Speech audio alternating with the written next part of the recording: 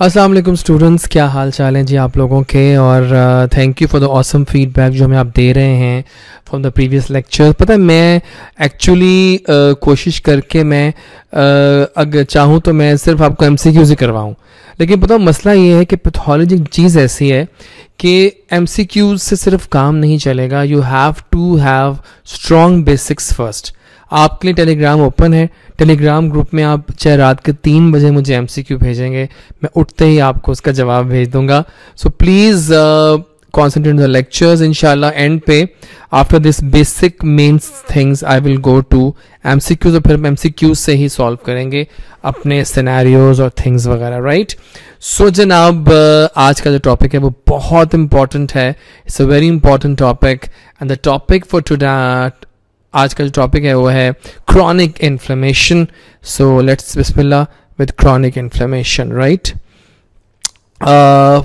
It's an inflammatory response of prolonged duration in which 3 things are going simultaneously: active inflammation, tissue destruction and attempts at repair। यानी कि बहुत sales आ गए हैं, वो inflammation कर रहे हैं। जब बहुत सेल्स आते हैं तो जितने ज़्यादा आएंगे उतनी डिस्ट्रक्शन भी करेंगे थ्रू केमिकल्स रिलीज, और ये वो अपने एक्शंस के थ्रू, या और जब डैमेज होगा तो फिर उसके लिए रिपेयर की अटेम्प्ट्स भी होंगी। सो ओवरऑल ये एक अटेम्प्ट वही बात होती है कि कुछ करने की, लेकिन इस दौरान काफ़ी डैमेज हो जाता है। सो क्रॉनिक इस लिहाज से फ़र्क है एक्यूट से। एक्यूट शॉर्ट टर्म होती है, क्रॉनिक लॉन्ग टर्म होती है और सीरियसली, राइट। सो क्रॉनिक के कॉन्सेप्ट बहुत स्ट्रेट फॉरवर्ड है, एक तरह से होस्ट डिफेंस रिस्पॉन्स है, और if the cause is not removed acute can become chronic, I told you last time, and can persist for months, years and even a lifetime. So causes क्या क्या हैं chronic inflammation के? या ये acute के बाद हो सकती है, या बार बार acute के बाद होने की हो सकती है, या एकदम से slowly start हो जाती है, like बगैर किसी वजह के कोई infection हुई and it starts, like tuberculosis is the classical examination example of chronic inflammation, right? And then we have that nasty rheumatoid arthritis and chronic lung diseases। सारी ऐसी diseases जो long term होती हैं, debilitating होती हैं times, तो वो सब chronic में आ जाती हैं। और उसके अलावा ये जो वायरसेस, ट्यूबरकल, वैसे फंगस वगैरह जितनी भी इन्फेक्शंस हैं ये सारी मोस्टली chronic ही हैं। डायग्राम में आप फंगल हाइफी देख रहे हैं नीचे वाले में, और आपको AFP स्टेन है, तो मज़े का नहीं है, आपको आगे भी दिखाता हूँ मैं AFP स्टेन, फाइन। या फिर ये जो सिलिकोसिस वगैरह है और एस्बेस्टोसिस वगैरह है, ये भी क्रॉनिक इन्फ्लेमेशन में आते हैं। और सबसे ख़तरनाक auto immunity, auto immune disease जो हैं ये भी क्रॉनिक में ही आती हैं, लगी रहती हैं ख़राब करने के लिए और पेशेंट को तबाह बर्बाद कर देती हैं। सो कौन कौन से सेल्स हैं क्रॉनिक इन्फ्लेमेशन के? स्टूडेंट्स, खास बात यह है क्रॉनिक के सेल्स के हवाले से कि जो क्रॉनिक के सेल्स हैं ना, उनमें खास बात होती है कि उन सब में एक न्यूक्लियस होता है जनाब। सो उनको that's why they are called mononuclear cells also, fine. Lymphocytes हैं, मैक्रोफेजेस हैं। अब दिखाऊं आपको मैं इस स्लाइड में लिम्फोसाइट कौन सा है। देखिए जो डार्क ब्लू सेल है ना, ये लिम्फोसाइट है, और दूसरा सेल है जो पेलर है, बड़ा है, वो मैक्रोफेज है, फाइन। सो इस तरह होते हैं लिम्फोसाइट्स एंड मैक्रोफेज। एमसीक्यू आता है कि which cell is the predominant cell type in chronic inflammation, ज़्यादा कौन सा होता है, तो वो है lymphocyte. But which cell is the prima donna या main working cell of chronic inflammation, that is a macrophage, fine. ठीक है, सॉरी, आगे चलेंगे। This is monocyte, also 1 nucleus, kidney shape nucleus है, साइटोप्लाज्म ज़्यादा है, मॉडरेट है, और ये भी मोनोसाइट भी क्रॉनिक में आता है। ये ब्लड में मोनोसाइट है, टिश्यूज में जाके मैक्रोफेजेस बन जाते हैं, राइट।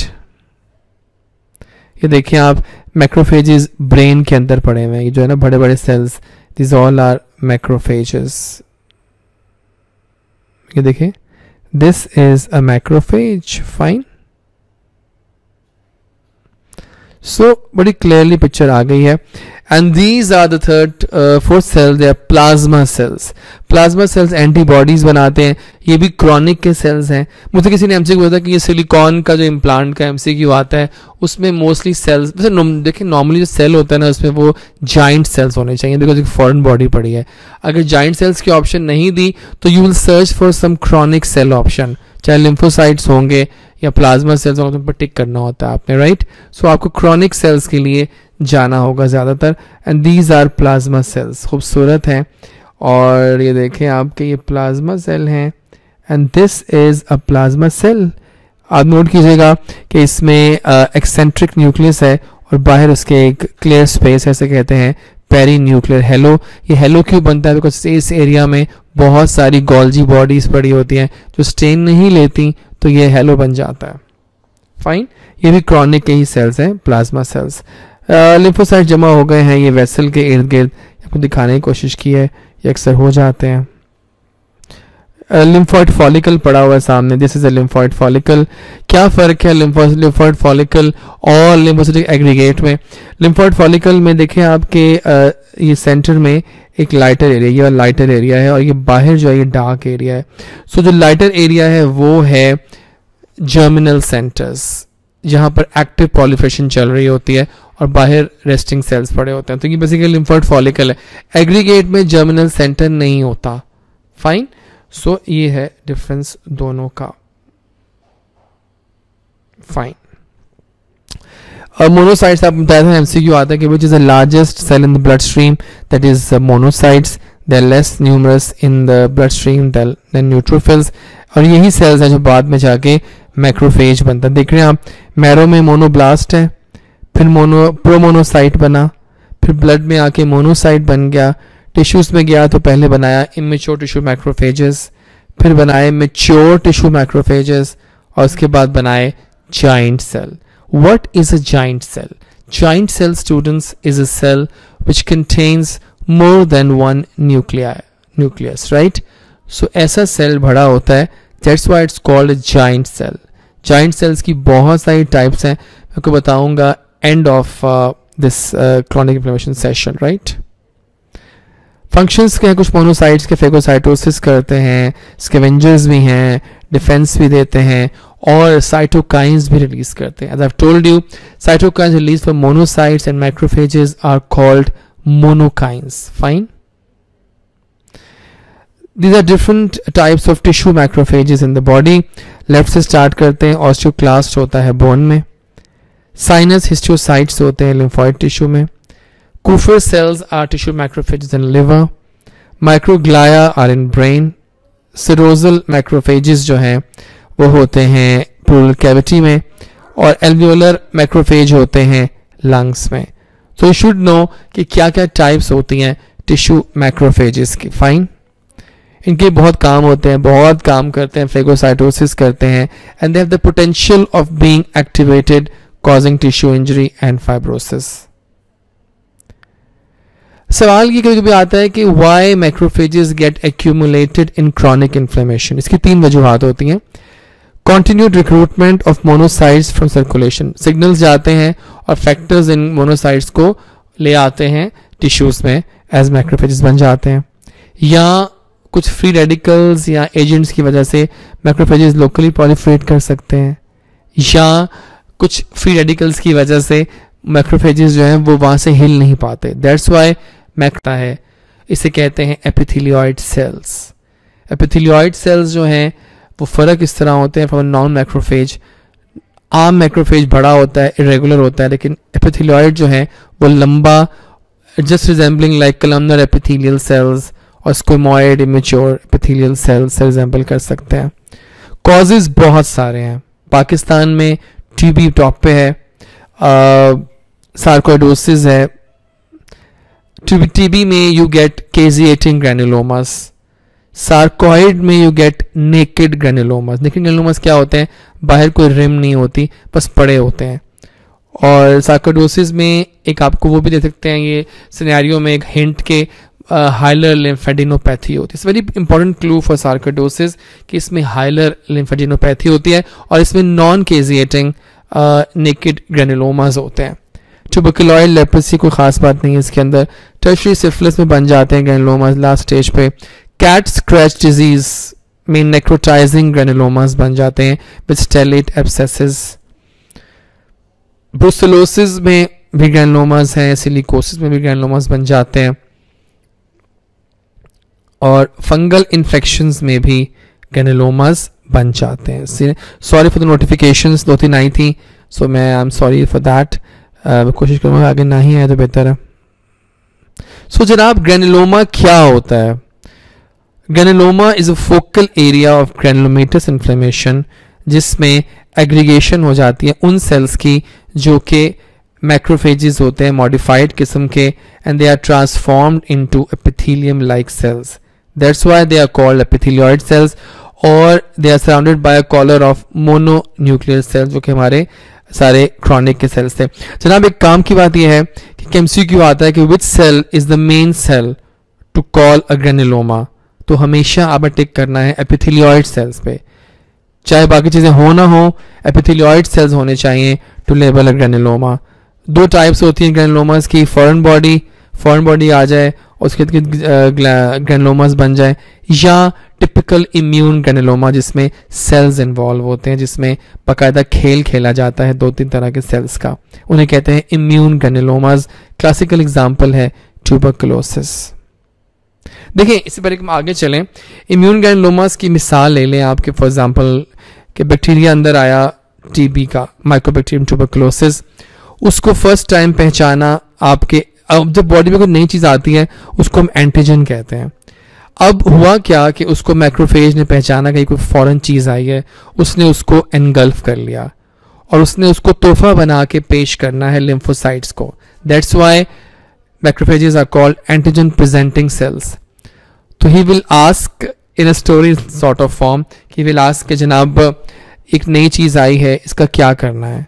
तो जो मैक्रोफेजेस हैं ये अपने मीडिएटर्स भेजते हैं टूवर्ड्स लिम्फोसाइट्स, और लिम्फोसाइट्स कहते हैं हम तो कुछ नहीं कर सकते, तो वो फिर और मीडिएटर्स भेजते हैं हेल्प के लिए मैक्रोफेजेस पे. तो इस तरह से एक क्रॉस टॉक चलती है बिटवीन मैक्रोफेजेस एंड लिम्फोसाइट्स. इस दौरान गैमा इंटरफेरॉन, इंटरल्यूकिन 2, 12 वगैरह निकलते हैं, लेकिन इस पूरी गैमा गैमी में जो मैक्रोफेज है वो अपनी शक्ल खो बैठता है और वो एक long elongated epithelial like cell बन जाता है जिसको कहते हैं हम एपिथेलियोइड सेल. फाइन. एक और एमसीक्यू आता है कि which mediators are involved in granuloma formation. Gamma interferon is the main one to tick in exams.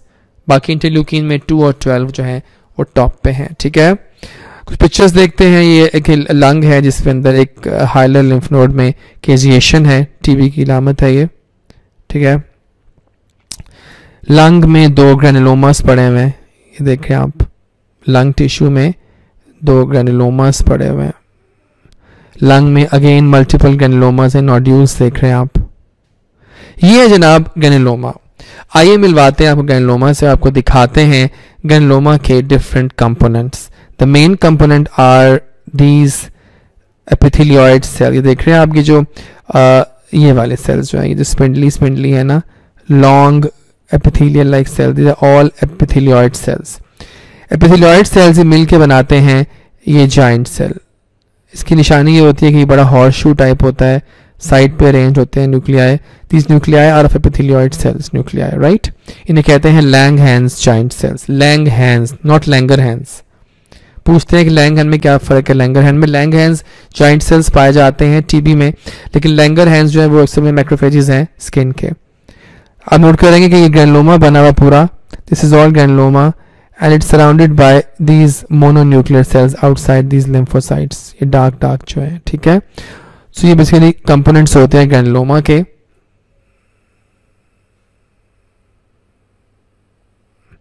ये देखिए आप एपिथेलियोइड सेल्स हाई पावर में, these all long slender cells are epithelioid cells which are basically modified tissue macrophages. ये क्या पड़ी है जनाब, एक और चीज सेंटर में आ गई. This is caseation necrosis. ये स्ट्रक्चर लेस होती है, इसमें कोई सेल नहीं होता. ये क्यों हुई है, बिकॉज वक्त गुजरा है और एपिथेलियोइड सेल्स वगैरह तबाह हो गए तो वो नेक्रोस्ड हो जाते हैं. This is all surrounded by this granuloma. ये है best picture of granuloma showing all the components. These are let me show the high part दिखाता हूँ आपको. देख रहे हैं आप, ये जो लंबा सेल पड़ा हुआ ये वाला इस तरह के, ये सारे एपिथेलियोइड सेल हैं लाइट वाले जो लंबे हैं, और यही सेल्स मिलके बनाते हैं जाइंट सेल्स. देख रहे हैं आप, this is a giant cell. Langhans giant cell है surrounded by collar of mononuclear cells. इसमें केजिएशन नजर नहीं आ रही. मैंने पहले बात की आप लोगों से कि केजिएशन का होना जरूरी नहीं होता. निशानी टीबी की होती है, चाहे जाइंट सेल्स भी ना हो. एपिथेलियोइड सेल्स का होना जरूरी है ट्यूबुलर ग्रैनुलोमा. इसमें हल्की सी केजिएशन से स्टार्ट हो गई है, लेकिन प्रॉपर उस तरह से नहीं अभी आई. ठीक है, देखिए अगर हमें कंफर्म करना है टीबी को तो गोल्ड स्टैंडर्ड टेस्ट तो वैसे कल्चर ही है, लेकिन फिर भी गोल्ड स्टैंडर्ड जो टीबी का है ना, मेरे ख्याल में वो है ज़ेडन स्टेन फॉर एएफपी. ये देख रहे हैं आप, ये आपको नज़र आ रहे हैं. एसिड फास्ट बेसिलस जो हैं ये पिंक कलर के हैं, बीडेड रॉड्स होते हैं ये, और सराउंडिंग में ब्लू कलर क्यों है, क्योंकि बैकग्राउंड स्टेन ब्लू है. सो पिंक रॉड्स जो हैं ये mycobacterium tuberculosis ZN stain positive. ये एक फॉरेन बॉडी जाइंट सेल है, फॉरेन बॉडी ग्रैनुलोमाज है. सेंटर में फॉरेन बॉडी पड़ी है और उसके साइड पर ग्रैनुलोमा बन रहा है, जाइंट सेल्स बन रहे हैं. तो इससे पहले कि आपको टेक होम मैसेज करें, कुछ बात करना चाहूँगा मैं जाइंट सेल्स की. बहुत तरह के जाइंट सेल्स बॉडी में होते हैं, डिफरेंट इलनेस में बन जाते हैं. एक तो लैंगहैंस हैं, टीबी में होते हैं. एक फॉरेन बॉडी जाइंट सेल्स हैं. फॉरेन बॉडी लैंगहैंस की निशानी है कि उसमें बड़ा हॉर्स शू अपीयरेंस होती है, साइड पे अलाइंड होते हैं. Then we have Touton giant cells, वो ज़ेंथोमास में होते हैं, ट्यूटॉन. फिर हर्पीज में वायरल जाइंट सेल्स होते हैं, हर्पीज में बन जाते हैं जाइंट सेल्स. फिर ट्यूमर जाइंट सेल्स होते हैं जो ट्यूमर में बन जाते हैं. फिर रीड-स्टर्नबर्ग सेल जो हॉजकिन लिम्फोमा में होता है, वो भी एग्जांपल है जाइंट सेल की. फिर मीजल्स में होते हैं जाइंट सेल्स, वॉर्डन फिंकेनली कहते हैं उनको. इसका मुश्किल नाम है, लेकिन शुड नो कि जाइंट सेल्स भी क्या होते हैं. और सो इसका हम ख़त्म करेंगे टॉपिक को, बिकॉज इट्स ओवर. हमने जाना क्रॉनिक इन्फ्लेमेशन क्या होती है, सेल्स क्या होते हैं, ग्रैनुलोमास क्या होते हैं, ग्रैनुलोमा क्या होता है, और सब चीज़ें क्या होती है. जब आखिर में एक बात कि टेक होम ये याद रखना आपने बात मेरी कि ग्रैनुलोमा लेबल करने के लिए एपिथेलियोइड सेल ज़रूरी है बस, और गैमा इंटरफेरॉन टॉप पे होता है मीडिएट करने में, और केजिएशन निशानी होती है ट्यूबरक्लोसिस की. नॉन केजिएटिंग सार्कोडोसिस में होते हैं, नेकोटाइजिंग कैट स्क्रैच में होते हैं. ठीक है, तो ये बहुत ज़रूरी है. फाइन. और लैंगहैंस जाइंट सेल टीबी में होता है जो दिखाया आपको, और लैंगरहैंस जाइंट सेल स्किन का मैक्रोफेज है. बहुत शुक्रिया. अब हम चलते हैं towards the next session and that is neoplasia. 1 minute की ब्रेक लेते हैं, फिर वापस आते हैं.